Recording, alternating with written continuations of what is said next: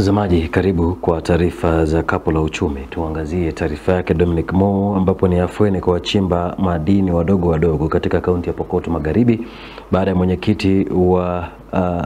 mwenyekiti wao nchini Abdi Salah kutoa hakikisho la kuwepo mikakati ya kuhakikisha wachimba madini wanafaidi kutokana na shughuli zao. Sisi ndio tuko mashinani.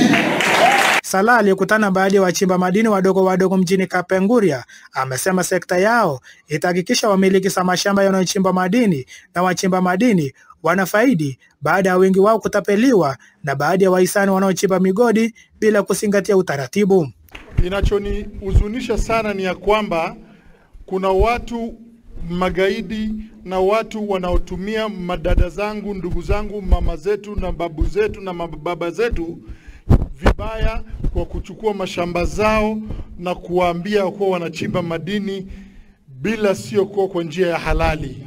Wanachofanya pale ni kuharibu mazingira ya pale, na labda walikupatia pesa kidogo na wewe umeshachukua hiyo pesa, labda utaitumia mwezi moja mbili, atakuachia mashamba ikiwa na mashimo, hakuna shule, hakuna maji. Ni hasara kwa watu na mazingira wa West Pokot. Salah vilevile amesema wanaweka mikakati ya kufungua afisi na kampuni ya madini itakayowezesha wachimba madini kupata huduma haraka wanapouza bidhaa zao. Kutokana na changamoto ya maji eneo hili, amesema watachimba visima vya maji kuwafaa wakazi, akiahidi pia kuwasaidia wenyeji kusajiliwa kwenye mamlaka ya SHA. Nimesikia kuna kilio cha maji.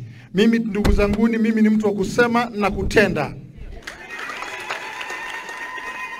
Before nifike Jumatano West Pokot, nitahakikisha rig 2 za maji zimefika Jumanne.